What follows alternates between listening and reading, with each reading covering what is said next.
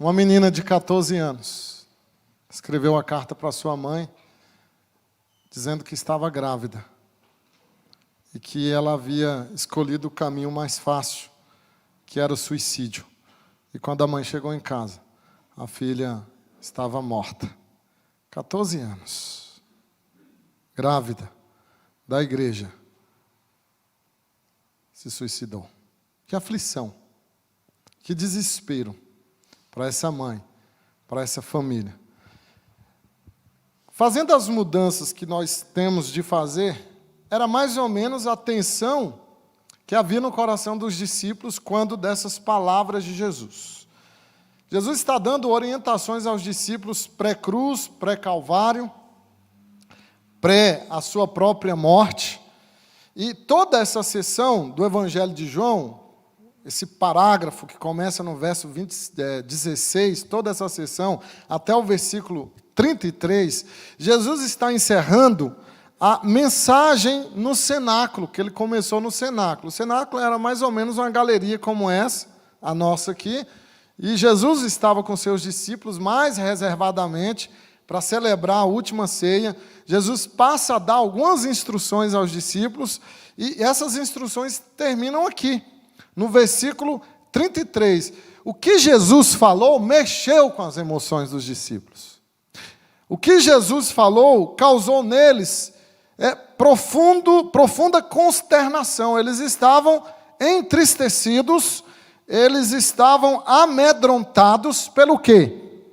Olhe comigo o verso 16, o que Jesus diz para os discípulos no verso 16, aí do capítulo 16, nós vamos tratar todo o capítulo, embora tenhamos lido somente o último versículo dele, mas Jesus diz aos discípulos o seguinte: em pouco tempo não me vereis, não é? Olha aí, um pouco mais e não me vereis, outra vez um pouco e ver-me-eis. Essa é uma declaração de Jesus meio enigmática. Ele já havia dito que ele falaria por meio de figuras com seus discípulos. No verso 25, Jesus deixa claro: essas coisas vocês tenham dito por meio de figuras. Aqui é um enigma mesmo, uma figura. Vocês me verão um pouco, não me verão um pouco, mas depois, passa um pouco, vocês voltarão a me ver. Do que Jesus estava falando? Obviamente, irmãos, da sua morte. Jesus estava dizendo aos discípulos que ele iria ter uma morte iminente, uma morte de cruz, cruel. Era o pior tipo de morte do Império Romano, foi a que Jesus foi submetido. Então, eles ficariam sem ver Jesus esses 3 dias, e depois Jesus ressuscitaria, eles veriam Jesus novamente. Mas o fato é que os discípulos estão consternados, eles não entenderam bem. Eles estão há poucos dias de enterrar o corpo do seu mestre. São palavras claras de despedida, e eles tinham no seu ideário o Messias que viria libertá-los completamente do jugo do Império Romano. Havia toda aquela expectativa messiânica que, de certa forma, Jesus frustra drasticamente, porque ele vai sofrer uma morte humilhante. Então eles estão aflitos. Aflitos. E essa aflição começa no capítulo 14. Se você lê o versículo 1 do capítulo 14, Jesus diz isso aos discípulos: não se turbe o vosso coração. O que é turbar o coração? É uma tempestade no coração. É uma aflição tomando conta do coração. Isso vai permeando os discípulos até aqui no capítulo 16, e Jesus está aumentando essa turbulência no coração, dizendo: olha, vocês não me verão, mas depois vocês me verão, eu vou morrer. Imagina, sua mãe chega e fala assim: eu vou morrer. Logo, logo. Havia aflição no coração dos discípulos. Mas, ao mesmo tempo, irmãos, Jesus diz para os discípulos que é possível ter paz em meio às aflições. Jesus fala da sua paz aqui no versículo 33. Ele diz isso: no mundo passais por aflições. Aliás, estas coisas tenho dito para que tenhais paz. Paz em mim. Eles aflitos, desesperados, turbulentos. Talvez você esteja assim, nessa pandemia, você que me ouve em casa, turbulento, enclausurado, aflito. E Jesus está dizendo, é possível ter paz no meio da aflição. E eu quero falar sobre isso, como ter paz no meio das aflições. Como ter paz no meio das aflições. Que você aumente bem o volume do seu coração, para que você ouça com atenção as palavras não minhas, mas de Jesus. É possível ter paz no meio do luto, paz no meio das perdas, paz no meio do coronavírus, paz no leito de hospital, paz em meio às aflições. Em primeiro lugar, irmãos, o texto nos ensina que para termos paz em meio às aflições, é preciso ouvir as palavras de Jesus. Como ter paz no meio das aflições? Ouça as palavras de Jesus. Veja o que ele diz. Estas coisas vos tenho dito. A ênfase do texto são nas palavras de Jesus. Estas coisas vos tenho dito. No verso 25, ele já havia dito isso, antes do verso 33. Ele disse, estas coisas vos tenho dito. Mas quais são as palavras de Jesus que ele disse aos seus discípulos? Que eles deveriam ouvir e que nós também precisamos de ouvir. Uma palavra bem simples que Jesus deu aos seus discípulos, que é lá no verso 21 até o verso de número 22, Jesus conta uma ilustração, é uma palavra muito simples que Jesus dá, dizendo para os discípulos o seguinte, que a verdadeira alegria, ela não acontece por substituição, mas por transformação.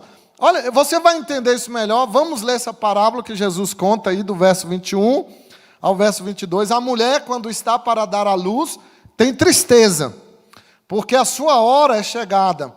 Mas depois de nascido o menino, já não se lembra da aflição, pelo prazer que tem de ter nascido ao mundo um homem. Assim também agora vós tendes tristeza, por causa da morte do Senhor. Mas outra vez vos verei, o vosso coração se alegrará, e a vossa alegria ninguém poderá tirar. A alegria acontece não por substituição, mas por transformação. O mesmo bebê que causa dor na mãe, é o mesmo bebê que traz alegria para ela. É o mesmo, não é, Deus não substitui isso, Ele transforma essa situação. Ele transforma a circunstância. Talvez você está esperando Deus substituir a circunstância. Talvez você está esperando, não, por que Deus não acaba logo esse coronavírus, não acaba logo esse isolamento? Não é assim. Raramente Deus substitui, mas Ele transforma. Ele transforma. Não houve substituição aqui, houve transformação.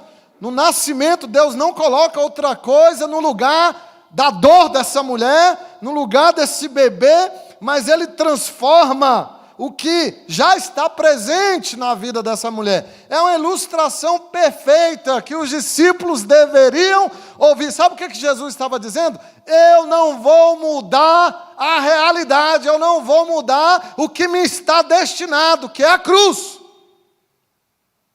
Eu irei enfrentar isso. Não haverá substituição. Mas isso será transformado, essa morte, no triunfo de vocês. E como pais, nós enfrentamos isso. Porque como pais de crianças pequenas, nós sabemos a desolação de uma criança quando um brinquedo dela quebra. E ela fica triste. E aí os pais têm duas opções. Ou substitui o brinquedo, para que essa criança fique feliz, ou ele transforma essa situação em algo benfazejo, em algo de docência para a vida dessa criança. Porque se todas as vezes você trocar o brinquedo quebrado do seu filho, dar outro brinquedo em lugar do quebrado, você vai criar um menino mimado, um menino imaturo, incapaz de resolver seus problemas e de enfrentar as dificuldades, se todas as vezes você substituir para impedir dor, para impedir frustração e tristeza no coração do seu filho, Ele vai achar, ele vai crescer achando que sempre alguém irá resolver os problemas dele. Cuidado, porque a substituição gera gente imatura, mimizenta e fraca. É essa palavra, irmãos, que Jesus está dizendo aos discípulos. Jesus está amadurecendo os seus discípulos emocional e espiritualmente, mostrando para eles que Deus não substitui brinquedo quebrado de ninguém, nem do filho dele. Deus não poupou o seu próprio filho. Você acha mesmo que ele vai te poupar?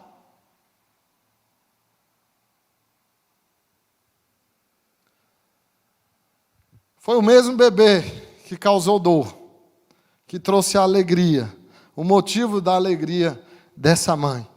Ah, irmãos, isso se aplica à nossa realidade, à nossa vida cristã.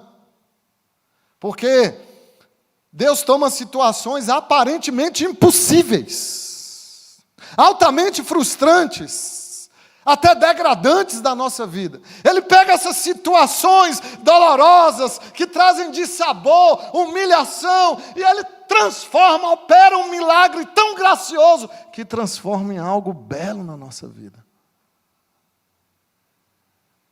De um ensino impressionante. Neemias disse isso. Deus transforma a maldição em bênção. Transforma. Ele não substitui. Esse princípio se aplica a nós. Então nós precisamos passar por essa pandemia. Deus não irá substituir, mas Ele vai transformar essa situação em algo melhor. E toda essa situação difícil, ela cooperará para o nosso bem. Mesmo que pessoas queridas nossas fiquem contaminadas pelo vírus, mesmo que entes queridos morram, mesmo que aqueles que estão firmes na igreja possam se esfriar por causa de não estarem congregando, ou aqueles que já não eram firmes e agora vão sumir, vão virar pó. Tudo isso vai acontecer nessa pandemia. Mas uma substituição mágica, Deus não é mágico.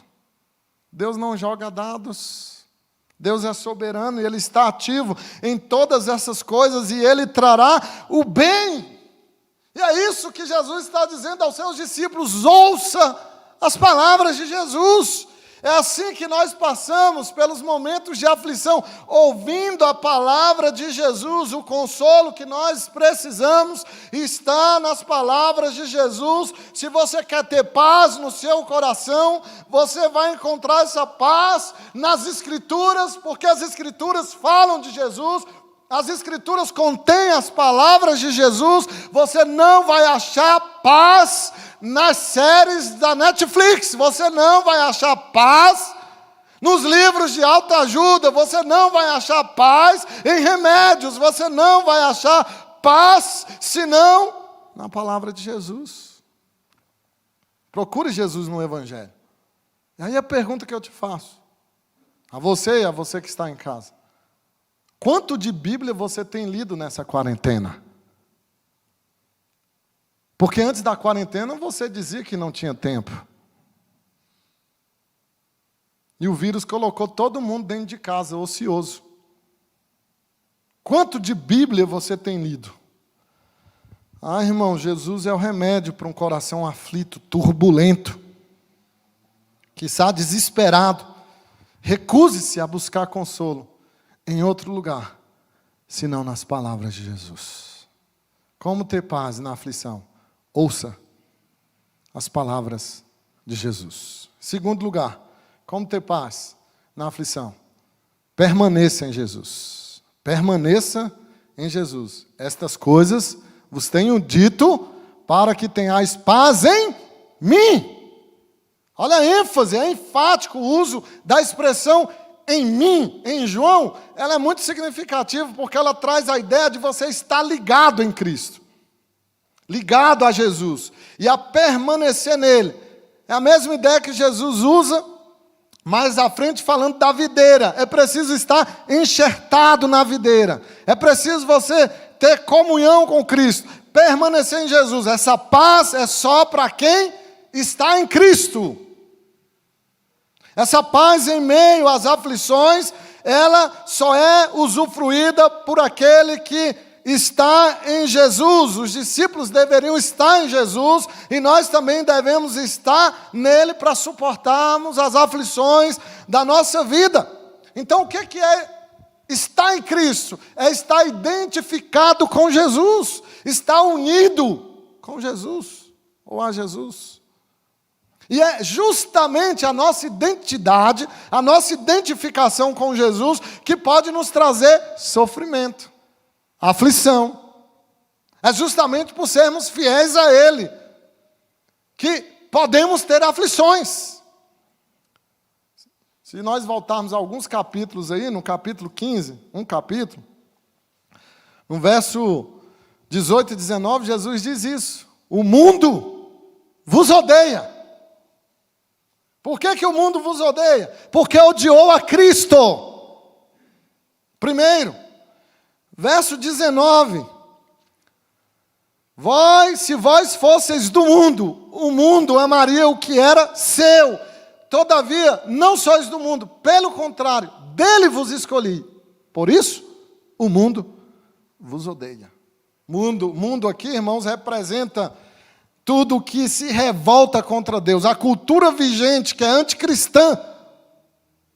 Não espere afago dessa cultura. Não espere você ser acomodado a essa cultura. Ser bem-vindo por essas pessoas que alimentam ideologias, alimentam atitudes, alimentam comportamentos que são contrários a Deus. Isso é mundo no Evangelho de João. E o mundo nos odeia. A cultura vigente odeia aqueles que estão identificados com Jesus. Aqueles que são verdadeiros discípulos de Jesus. Se você convive bem com o que está aí fora, você não está andando com Jesus. Olha o que ele diz. Então é justamente, irmãos, por nós estarmos identificados com Jesus, que passamos muitas vezes por aflição, mas Jesus diz, Ele é a nossa paz. Ele é a paz, porque a paz não é um conceito, a paz é uma pessoa, a paz é Jesus. E o que é a paz? É você ter os recursos adequados, e o recurso que nós temos é Jesus. Ele é o príncipe da paz. É disso que nós precisamos, essa paz que Ele está nos dando. E não é uma paz que significa ausência de aflições. Os discípulos estão no meio de uma aflição, de perder o seu próprio mestre. O conceito de paz não é um sentimento. Não é um sentimento. Paz, irmãos, é um estado. Um estado de paz invariável. É quando você está sereno em todas as situações. Sabe por quê? Porque você confia em Deus.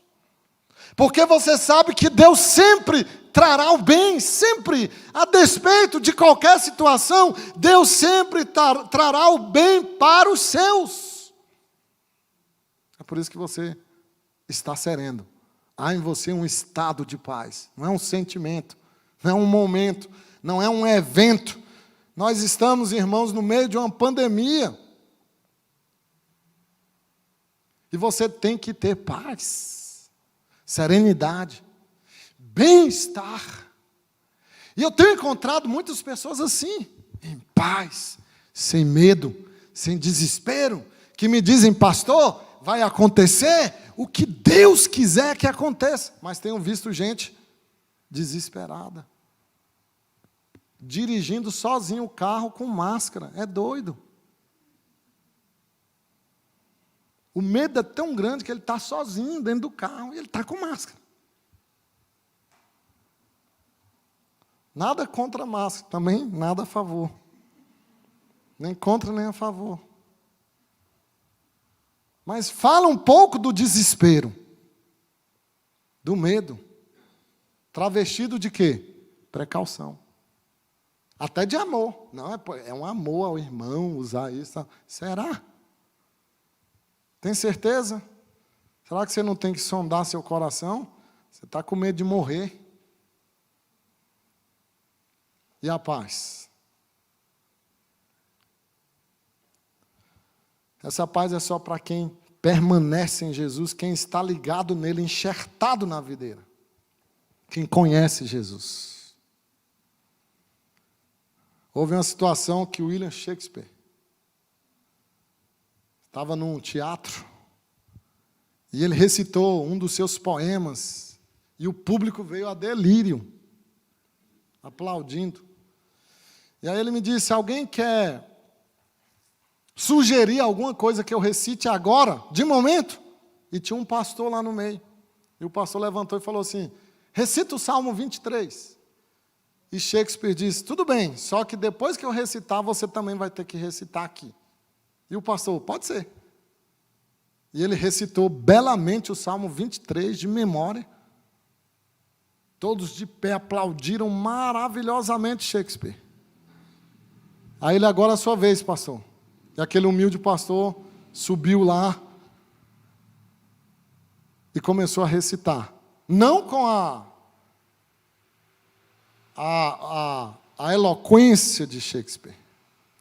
E quando ele terminou de recitar o Salmo 23, o auditório ficou de pé, aplaudiu, mas também chorou. Ele devolveu a palavra a Shakespeare e ele disse, sabe por quê? Quando eu recitei o Salmo 23, vocês só aplaudiram e não choraram? É porque eu conheço o Salmo.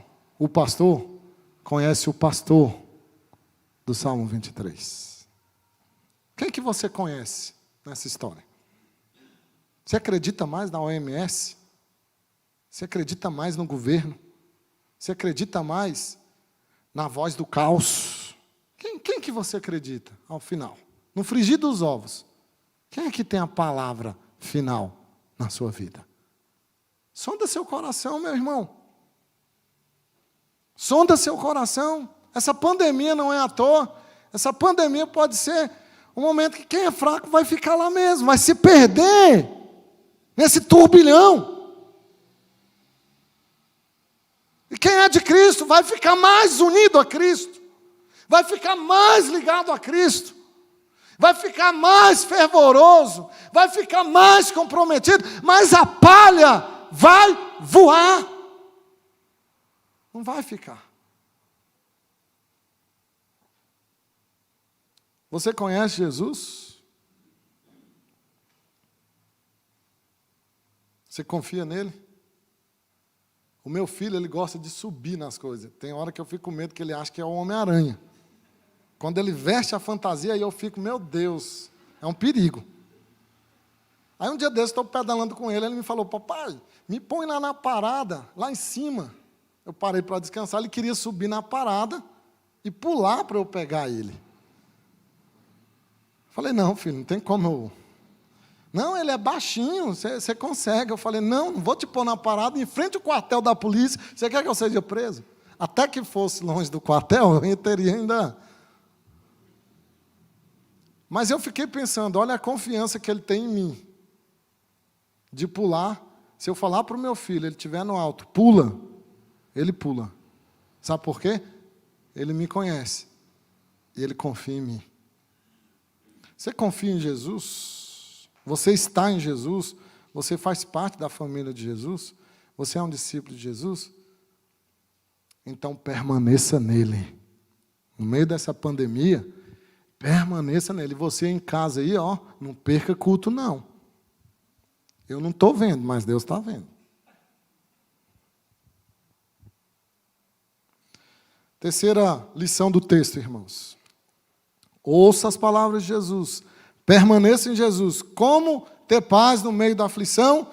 Encare a realidade. Eu gosto de Jesus porque ele é real, realista. Jesus não faz remendo. Olha o que ele diz. No mundo, passais por aflições. Jesus disse aos seus discípulos: vocês terão aflições. O termo aqui para aflição é forte. Ele significa 3 coisas básicas. A aflição aqui: tribulação, opressão e adversidade. Bem-vindo à escola de Jesus. Jesus está sendo extremamente assertivo com os seus discípulos. Ele está dizendo que o mundo nos oferece aflições. E observe o contraste que ele faz. Entre mim, tem paz em mim, e no mundo você tem aflições. Ou você está em Cristo, tendo paz, ou você está no mundo, tendo aflições. Em Cristo há paz, no mundo há tribulações. Então Jesus, irmãos, ele é realista. Não viva no mundo das ilusões esperando que as coisas melhorem. Não fique você esperando: eu vou esperar um momento ideal, propício, para eu voltar para a igreja, para eu me comprometer com Jesus, para eu me tornar um dizimista, para eu participar de algum ministério na igreja. Sabe que dia, esse dia propício vai chegar? Nunca. Mar calmo não faz marinheiro. Marinheiro se faz no mar turbulento.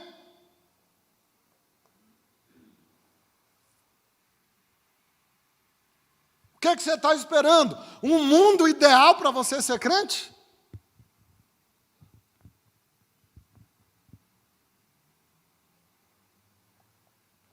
Ainda não é o céu. Se você é um crente em Jesus e tomou a sua cruz, você vai sofrer. Não existe cristianismo sem sofrimento. Por isso, encare a realidade. É o que Jesus está falando: sofrer não é pecado, irmãos. E nem falta de fé. Faz parte da vida. Ninguém está exaltando o sofrimento, mas eu estou tentando mostrar a vocês que devemos ser realistas. É inevitável para quem segue a Jesus sofrer. Achar que um crente não deva sofrer é utopia espiritual, das mais cegas, e revela pouca maturidade. Porque a fé cristã não é um parque de diversões. É inescapável sofrermos. Então, andar com Jesus é ser realista. Jesus está mostrando isso para os discípulos. Ele está dizendo que haverá sofrimento. Jesus estava se despedindo dos seus discípulos. Ele iria para a cruz. Ele não negou essa realidade dolorosa. Jesus a enfrentou, porque andar com Jesus é ser realista quanto à vida. E o que é ser realista? É você saber que a situação geralmente é pior do que você imagina. Ser realista é você saber que o processo geralmente vai durar mais tempo do que você imagina, e que o preço é mais caro do que você pensava em pagar. Irmãos, um período turbulento que nós estamos vivendo, ele é perigoso. Mas mais perigoso ainda é negar a realidade. É muito mais perigoso negar a realidade. E nossa realidade, sabe qual que é? Eu tenho lido muito sobre essa pandemia, mas sabe qual que é a real? Não vai acabar agora. Esse vírus não vai sair agora. Talvez nem saia mais. E você vai ficar paralisado até quando? Até quando? Até quando você vai ficar paralisado? Quanto mais realista você for, mais paz você terá. Seja realista. A vida é dura. Por isso que eu gosto dos poetas.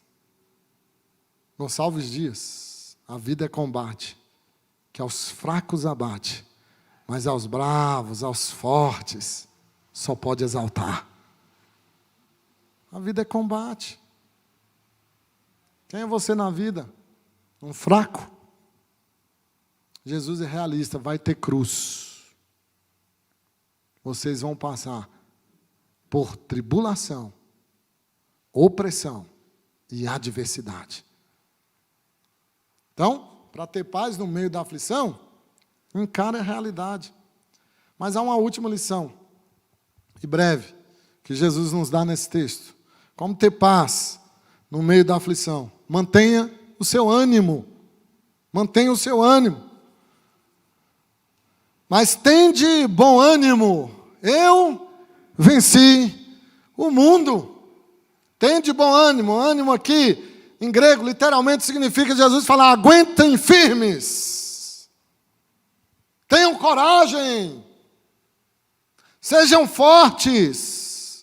Jesus está dizendo que ele venceu o mundo, as suas aflições. Então, por implicação, ele está dizendo que vocês também vencerão. Essa pandemia não nos vencerá. Esse vírus não nos vencerá. Nós o venceremos. E vocês já o venceram.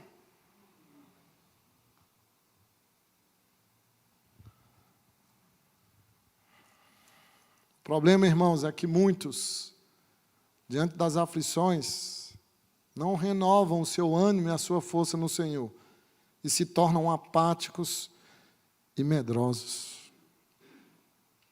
É por isso que Jesus está alertando os seus discípulos para que eles sejam firmes. E hoje, no contexto do nosso país, nós estamos assim. Há perseguição sutil no nosso país. Cada vez mais eles querem colocar uma mordaça na boca dos evangélicos, que não podem pregar valores familiares, que não podem pregar valores morais bíblicos. Irmãos, há milênios que a Bíblia ensina que a vara educa o filho. Só porque o novo ministro disse isso, pronto. Virou uma celeuma. Está na Bíblia, rasga lá então em Provérbios, está cheio de vara, vara no filho, vara, vara, vara, vara. Você não vai espancar seu filho. Minha mãe tinha uma de 3 metros, ela nem saía da cadeira. Não morri.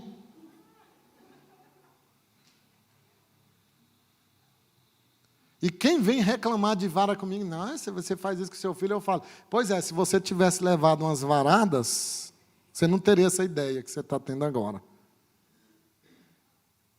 Vai dizer que você não levou uma varadinha aí. Você morreu? Então, isso aí é o que? Uma mordaça. Hoje, no Brasil, por causa disso, muitos se tornaram medrosos, tímidos, e não há um alto custo de ser cristão no nosso país. Mas em países totalitários, há um alto custo. Há um alto custo estar aqui como vocês. Há um alto custo ser pastor. Aqui não há. Eu estava ouvindo um relato de um pastor que foi pregar na Rússia. E aí ele perguntou para um pastor russo se era difícil pastorear na Rússia, por causa de ter um governo hostil ao Evangelho. Ele disse, não é fácil. Porque aqui nós já sabemos qual é a opinião. A opinião real de cada um. Aí o pastor russo disse, agora eu acho que é difícil pastorear no Brasil. Porque há uma verdadeira falta, uma real falta de compromisso com Deus. Lá eu acho que é mais difícil do que aqui. Lá há um alto custo de ser um cristão. Aí só fica quem é genuíno. Quem não é, vai sofrer para quê? Irmãos, apesar das dificuldades, das aflições, Jesus está dizendo, tenham coragem, sejam firmes, não desistam, não desanimem, não deixem as lutas amargurarem a vida de vocês. E somente assim, você entendendo que é preciso manter o ânimo, que você vai ter paz no meio da aflição. Eu quero encerrar dizendo que os crentes não podem ficar surpresos, nem perplexos, nem ressentidos quando se deparam com aflições. Jesus foi muito realista. Vocês terão aflições. Em 1555, houve um bispo, Hugh Latimer, e ele era partidário da reforma, se tornou mártir por causa disso, foi sentenciado à fogueira devido às suas posições pró-reforma. E Latimer escreveu aos crentes, dizendo para eles o seguinte: todos nós temos de morrer algum dia. Como e onde, não sabemos. Sabemos que aqui não é o nosso lar.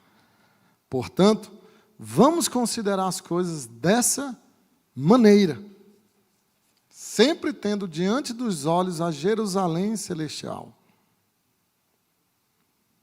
E sabendo que o caminho para se chegar até lá é através das aflições.